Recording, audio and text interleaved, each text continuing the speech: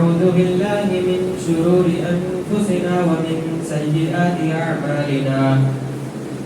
من يهده الله فلا مضل له ومن يضلله فلا هادي له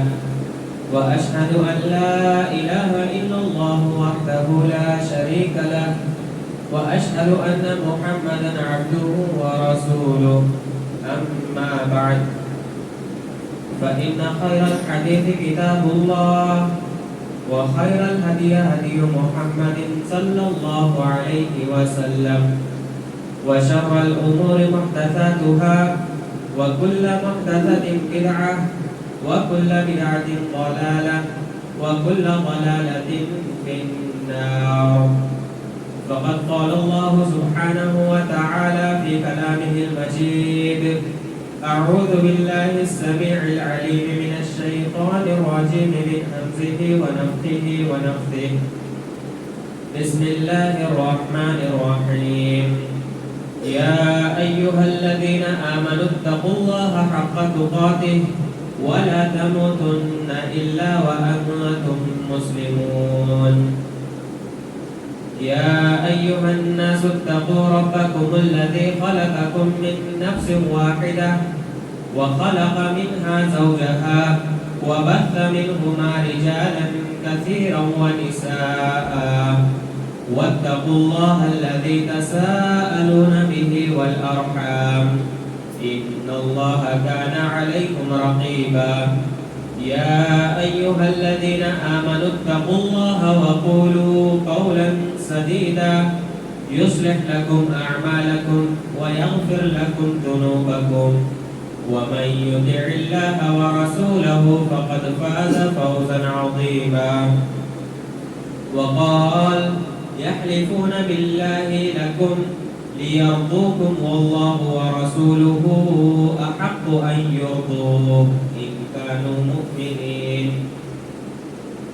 وقال النبي صلى الله عليه وسلم: من التمس رضاء الله بسخط الناس كفاه الله مؤونة الناس ومن التمس رضاء الناس بسخط الله وكله الله إلى الناس. أخرجه الترمذي. رب اشرح لي صدري ويسر لي أمري واحلل عقدة من لساني يفقهوا قولي. ربي زدني علما نافعا ربي زدني علما نافعا ربي زدني علما نافعا. توصیف بڑائی و بزرگی حمد و کبریائی اللہ وحدہ لا شریک خالق کائنات مالک ارض و سما کے لیے ہے، کہ جس نے اس دار فانی کے اندر ہمیں عدم سے وجود بخشا اور ساتھ ہی ساتھ ہماری زندگی کس طرح سے گزرنی چاہیے، ہمارے دن و رات کس طرح سے کٹنے چاہیے، اس چیز کی بھی رہنمائی فرمائی. بعدہ بے شمار درود و سلام نازل ہو تمام انبیاء کرام پر، بالخصوص ہم سب کے آخری نبی جناب محمد رسول اللہ صلی اللہ علیہ وسلم پر، کہ جن کو اللہ رب العالمین نے اس مشن کے لیے منتخب فرمایا اور جو انبیاء و رسول کے سلسلے کی سب سے آخری بڑی. اللہم صلی علی محمد وعلی آل محمد كما صليت على إبراهيم وعلى آل إبراهيم إنك حميد مجيد. اللهم بارك على محمد وعلى آل محمد كما باركت على إبراهيم وعلى آل إبراهيم إنك حميد مجيد. برادران اسلام، بزرگوں، دوستوں اور میری آواز کو سننے والی ماں اور بہنوں، اس بات سے ہم بخوبی واقف ہیں کہ اللہ رب العالمین نے ہمیں اس دنیا کے اندر زندگی بخشی ہے اور اللہ رب العالمین نے یہ جو زندگی ہمیں عطا کی ہے، اس زندگی کا کچھ ایک مقصد ہے، جس مقصد کے تحت اللہ رب العالمین نے ہمیں اور آپ کو پیدا فرمایا ہے۔ دنیا میں ہم اور آپ ہمیشہ اس بات کا خیال رکھتے ہیں کہ لوگ ہم سے کس طرح سے راضی رہیں، یعنی ہماری جو سوچ ہے وہ سوچ یہ ہے کہ ہم لوگوں کو کس طرح سے خوش رکھ سکتے ہیں، لوگوں کے لیے ہم وہ کون سے اعمال انجام دے سکیں کہ جن اعمال کو کرنے کے بعد لوگ ہم سے خوش ہو سکیں۔ لہذا لوگوں کو راضی کرنے کے لیے ہم اس چیز کا علم حاصل کرتے ہیں کہ ان لوگوں کی نظر میں اگر اچھا بننا ہے تو ہمیں کن کن چیزوں کو کرنا پڑے گا، اور لوگوں کی نظر میں اگر ہمیں اچھا بننا ہے، لوگوں کو اگر ہمیں خوش کرنا ہے یا لوگوں کو راضی کرنا ہے تو کن چیزوں سے ہمیں دور رہنا پڑے گا۔ لیکن افسوس اس بات کا ہے کہ ہم جب بھی اس طرح کی کوشش کرتے ہیں کہ ہم لوگوں کو خوش کر سکیں اور تو اس کوشش کے اندر ہم ہمیشہ کامیاب ہوتے ہی نہیں ہیں، بلکہ ہم ہمیشہ ناکام رہتے ہیں، کیونکہ دنیا میں کوئی بھی شخص ایسا نہیں ہے جو اس چیز کا دعویٰ کر سکے کہ اس سے پوری دنیا کے لوگ خوش ہیں۔ بالکل نہیں، بلکہ کوئی بھی شخص اس چیز کا دعویٰ نہیں کر سکتا۔ ہر کوئی شخص اس کے اندر کسی نہ کسی طرح کی کوئی نہ کوئی خامی نکالی جاتی ہے اور وہ لوگوں کی نظر میں لوگوں کو کبھی خوش نہیں کر سکتا۔ لہذا آخرکار ہوتا یہ ہے کہ ہم لوگوں کو خوش کرنے کے چکر میں، لوگوں کو راضی کرنے کے چکر میں ہم اللہ رب العالمین کو خوش کرنا بھول جاتے ہیں، ہم اللہ رب العالمین کو راضی کرنا بھول جاتے ہیں، اور اللہ رب العالمین کے سبب پر، اللہ رب العالمین کی رضامندی کا سبب بننے والے جو اعمال ہوتے ہیں ان اعمال سے ہم دور ہو جاتے ہیں، جس کا نتیجہ یہ ہوتا ہے کہ اللہ رب العالمین ہم سے راضی نہیں بلکہ اللہ رب العالمین ہم سے غصہ ہوتا ہے، اللہ رب العالمین ہم پر غضبناک ہوتا ہے۔ آج کے اس خطبے میں اسی موضوع کے تحت کچھ گفتگو کرنا چاہتا ہوں کہ اللہ رب العالمین کو ہمیں راضی کرنا ہے، اور اللہ رب العالمین کی رضامندی کا سبب بننے والے وہ کون سے اعمال ہیں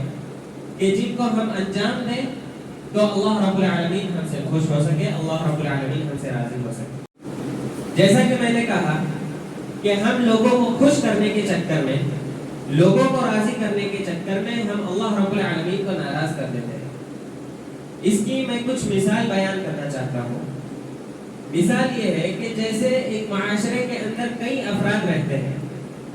ان افراد میں کچھ نماز پڑھنے والے ہوتے ہیں تو کچھ نکڑوں اور چوراہوں پر کھڑے ہو کر بیٹھ کر وہاں پر لوگوں کی تانے درازی کرتے ہیں، لوگوں کا ہنسی مذاق اڑاتے ہیں، خود بھی اللہ رب العالمین کے ذکر سے غافل ہوتے ہیں اور دوسروں کو بھی اللہ رب العالمین کے ذکر سے غافل کرنے کی کوشش کرتے ہیں۔ تو انہی لوگوں میں سے اگر کوئی شخص کسی شخص کو اللہ رب العالمین ہدایت دینا چاہتا ہے، ان میں سے کوئی شخص یہ ٹھان لے کہ مجھے اب جا کر نماز پڑھنی چاہیے، میرے گناہ زیادہ ہو چکے ہیں، میں نے اللہ رب العالمین کو بہت زیادہ ناراض کر چکا ہے، لہذا ضرورت مجھے ہے کہ میں اللہ رب العالمین کو خوش کرنے کے لیے کچھ اعمال کروں، مثلا میں نماز پڑھوں۔ تو جب ان لوگوں کو معلوم ہوتا ہے تو وہ لوگ اس کے ہنسی مذاق بنانے کے چکر میں ہنسی مذاق اڑاتے ہیں، اور پھر نتیجہ یہ ہوتا ہے کہ وہ شخص اللہ رب العالمین کو خوش کرنے کی بجائے اللہ رب العالمین کو ناراض کرتا ہے، اور لوگوں کو خوش کرنے کے لیے وہ اپنے تمام اعمال سے دور ہو جاتا ہے۔ اسی طرح سے ایک اور مثال یہ ہے کہ آج معاشرے میں داڑھی رکھنے کو بہت ہی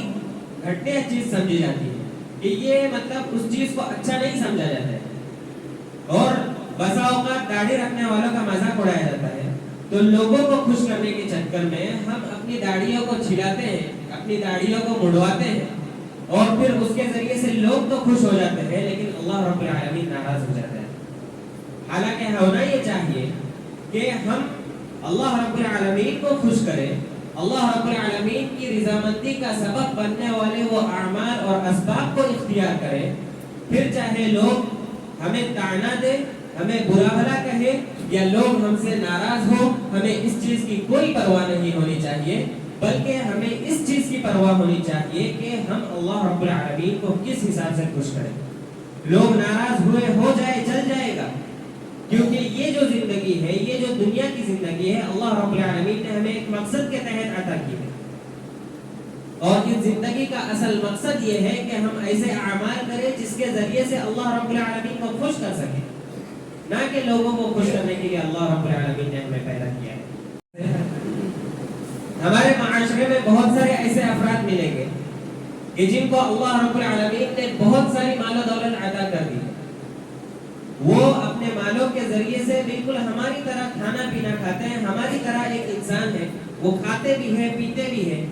اور اپنے مال کے ذریعے سے عیاشیاں بھی کرتے ہیں، اللہ رب العالمین کی نافرمانی والے کام بھی کرتے ہیں۔ تو ان لوگوں کی زندگی کا کوئی مقصد انہوں نے مقرر نہیں کر دیا ہے،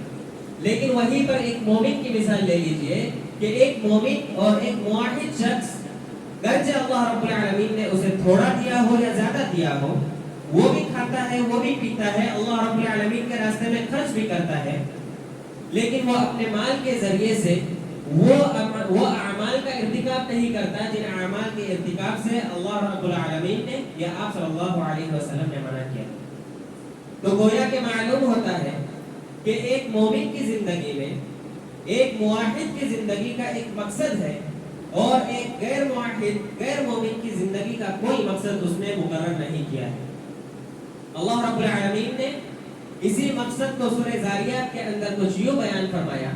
اللہ رب العالمین نے ارشاد فرمایا کہ وَمَا خَلَقْتُ الْجِنَّ وَالْإِنسَ إِلَّا لِيَعْبُدُونَ، کہ میں نے جنوں اور انسانوں کو صرف اور صرف اس لیے پیدا کیا ہے کہ وہ میری عبادت کریں۔ جب ہمارے سامنے عبادت کا تذکرہ آتا ہے تو ہمارے ذہنوں میں ایک چیز گردش کرنے لگ جاتی ہے کہ عبادت صرف نماز اور زکوٰۃ اور روزے کی حد تک ہے، حالانکہ عبادت کا مفہوم امام ابن تیمیہ رحمہ اللہ نے بیان فرمایا کہ ہر وہ کام،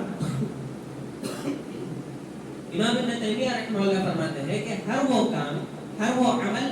یا ہر وہ قول جس کے ذریعے سے اللہ رب العالمین راضی ہو جاتا ہے، یا ایسے اعمال اور ایسے اقوال جو اللہ رب العالمین کا سبب بنتے ہیں، تو وہ چیز اللہ رب العالمین کی عبادت ہے۔ تو اگر ہم اس آیت کا ترجمہ کچھ اس طرح سے کریں تو بھی غلط نہیں ہوگا کہ اللہ رب العالمین کا فرمان کہ میں نے جنوں اور انسانوں کو اس لیے پیدا کیا ہے کہ وہ مجھے راضی کریں، اور یہی مقصد اللہ رب العالمین نے آپ صلی اللہ علیہ وسلم کے ذریعے سے پہنچایا، ہم تک یہ پیغام پہنچایا۔ اللہ رب العالمین کا ارشاد کہ قل، اے نبی صلی اللہ علیہ وسلم آپ کہہ دیجئے، اعلان کر دیجئے کہ ان صلاتی، کہ بے شک میری نماز، ونسکی میری قربانی، ومحیای میری زندگی، میری حیات، ومماتی اور میرا مرنا، میری موت، للہ رب العالمین، تمام کی تمام یہ چیزیں اللہ رب العالمین کے لیے ہے۔ اس آیت کریمہ میں اگر ہم غور کریں تو آپ صلی اللہ علیہ وسلم نے جو کہا ہے، اللہ رب العالمین کا جو فرمان ہے کہ وہ محیای و مماتی، میرا جینا اور میرا مرنا سب کچھ کس کے لیے ہے؟ اللہ رب العالمین کے لیے ہے۔ یعنی صرف ایک اللہ رب العالمین کو راضی کرنے کے لیے، اس ایک اللہ رب العالمین کی اطاعت کے لیے اللہ رب العالمین نے ہمیں پیدا کیا ہے، لہٰذا ہمیں چاہیے کہ ہم اللہ رب العالمین کی اطاعت کریں۔ واقعہ کہہ لیجئے یا ایک لطیفہ کہہ لیجئے جس کے ذریعے سے میں یہ واضح کر دینا چاہتا ہوں، اس چیز کی وضاحت کر دینا چاہتا ہوں کہ دنیا میں ہم جو بھی اعمال کرتے ہیں اگر ہم لوگوں کو خوش کرنے کے لیے کریں گے تو ہو سکتا ہے کہ جس کو خوش کرنا ہے وہ خوش ہوگا اور اس کی جگہ پر دوسرا ایک شخص ناراض ہو جائے۔ جیسا یہ لطیفہ ہم نے سنا ہوگا کہ ایک باپ اور ایک بیٹا اپنی سواری سے کہیں جا رہے تھے، تو دونوں اس سواری پر بیٹھے ہوئے تھے کہ ایک شخص نے دیکھا اور وہ کہنے لگا کہ کیسے ظالم لوگ ہیں کہ جانور کے اوپر، ایک ہی جانور کے اوپر، ایک سواری کے اوپر یہ دونوں بیٹھ کر ایک ساتھ سفر کر رہے ہیں۔ چنانچہ بیٹا نیچے اترتا ہے اور باپ کو اوپر رکھتا ہے، بیٹا نکل تھاک کر چلنے لگتے ہیں۔ پھر ایک شخص ملتا ہے، وہ بولتا ہے کہ کیسا ظالم باپ ہے کہ اپنے بیٹے سے کام کروا رہا ہے، خود آرام سے بیٹھ کر اپنے بیٹے کو کام پر لگایا ہوا ہے۔ پھر باپ نیچے اترتا ہے، بیٹا اوپر بیٹھ جاتا ہے، تو پھر تیسرا شخص مل کر وہ یہ کہتا ہے کہ کیسا ظالم بیٹا ہے کہ اپنے باپ سے کام کرواتا ہے۔ پھر جب دونوں نیچے اتر کر چلنے لگتے ہیں اور سواری کو لے کر چلنے لگتے ہیں تو پھر ایک شخص کہتا ہے کہ کیسے لوگ ہیں کہ سواری کو خالی نام کے لیے دیے، سواری کا استعمال نہیں کرتے۔ بیان کرنے کا مقصد یہ ہے کہ دنیا کے اندر اگر ہم لوگوں کو خوش کرنا چاہیں گے تو لوگوں کو ہم کبھی خوش نہیں کر سکتے، اور ان کو خوش کرنے کے ایک کو خوش کریں گے تو دوسرا ناراض ہوگا، اس لیے کہ اس دنیا کے اندر، اس دنیا میں جتنے لوگ بستے ہیں ہر کسی کا مزاج آپس میں ایک دوسرے سے الگ ہے۔ ہم صرف اور صرف ایک اللہ رب العالمین کو خوش کر سکتے ہیں، ایک اللہ رب العالمین کو راضی کر سکتے ہیں، اس کے علاوہ ہم کسی کو راضی نہیں کر سکتے ہیں۔ یہ دنیا بڑی عجیب چیز ہے، اسی لیے ہمیں چاہیے کہ آپ صلی اللہ علیہ وسلم نے جو حدیث بیان کی ہے، ترمذی کی روایت، صحیح روایت ہے کہ آپ صلی اللہ علیہ وسلم نے فرمایا کہ من التمس رضا اللہ بسخط الناس، کہ جو شخص اللہ رب العالمین کو راضی کرتا ہے اور اللہ رب العالمین کو راضی کرنے کے لیے اگر اسے لوگوں کو ناراض کرنا پڑے تو بھی اس کام کو کرتا ہے، یعنی وہ لوگوں کو ناراض کر کے اللہ رب العالمین کو راضی کرتا ہے، کفاہ اللہ مؤونۃ الناس، تو اللہ رب العالمین اس بندے کے لیے جو اللہ رب العالمین کو خوش کرے گا اس کے لیے کافی ہو جاتا ہے۔ یعنی لوگ اگر اسے تنگ کریں گے تو اللہ رب العالمین اس کا دفاع کرے گا، اللہ رب العالمین اس کی نصرت و مدد کرے گا۔ لیکن اس کے برعکس وَمَنِ الْتَمَسَ رِضَاءَ النَّاسِ بِسَخَطِ اللَّهِ، اس کے برعکس اگر کوئی شخص اللہ رب العالمین کو ناراض کر کے لوگوں کو خوش کرنا چاہے تو اللہ رب العالمین کیا کرتا ہے؟ وَكَلَهُ اللَّهُ إِلَى النَّاسِ، اللہ رب العالمین ایسے شخص کو لوگوں کے حوالے کر دیتا ہے۔ اللہ رب العالمین اس کا کوئی ساتھ، اس کی کوئی مدد نہیں کرتا، صرف اور صرف اللہ رب العالمین انہی لوگوں کی مدد کرتا ہے جو لوگ اللہ رب العالمین کو خوش کرنے کے لیے اگر لوگوں کو ناراض کرنا پڑے تو وہ اس چیز کو کرنے والے، لوگوں کو ناراض کر کے اللہ رب العالمین کی رضامندی کا سبب بنتے ہیں، یا لوگوں کو ناراض کر کے اللہ رب العالمین کو خوش کرتے ہیں، تو ایسے لوگوں کی اللہ رب العالمین کی طرف سے نصرت و مدد آتی ہے۔ جیسے ایک اور مثال کے ذریعے سے ہم اس بات کو سمجھتے ہیں کہ دو لوگ یہاں پر نماز پڑھ رہے ہوں، ایک کا مقصد یہ ہے کہ وہ اپنی نماز کے ذریعے سے اللہ رب العالمین کو خوش کرنا چاہتا ہے، وہ اللہ رب العالمین کے لیے اپنی اس نماز کو انجام دے رہا ہو، اللہ رب العالمین کی رضامندی حاصل کرنے کے لیے اس نماز کو پڑھ رہا ہو، اور دوسرا شخص جو خالی فارمیلٹی کمپلیٹ کرنے کے لیے کہ فرض ہے، فرض ساقط ہو جائے گی، نکل جائے گی، سر سے بوجھ اتر جائے گا، اس لیے ایک شخص نماز پڑھتا ہو، تو دونوں کی نمازوں میں فرق یہ ہے کہ اللہ رب العالمین اس شخص کی نماز کو قبول کرے گا جس نے اللہ رب العالمین کی رضامندی کے لیے نماز پڑھی ہوگی، اور جس نے فارمیلٹی کمپلیٹ کرنے کے لیے نماز پڑھی ہوگی تو اللہ رب العالمین ایسے شخص کی نماز کو رد کر دے گا، ایسے شخص کی نماز کو قبول نہیں کرے گا۔ اسی طرح سے ایک شخص ہے، اس کے پاس جتنی حسب استطاعت، اس نے 10 روپے اللہ رب العالمین کی رضامندی کے لیے اس نے اللہ رب العالمین کے راستے میں خرچ کیا، اور ایک مالدار شخص نے کروڑوں روپے خرچ کیا، لیکن اس کا مقصد یہ نہیں تھا کہ میں اللہ رب العالمین کو راضی کر سکوں،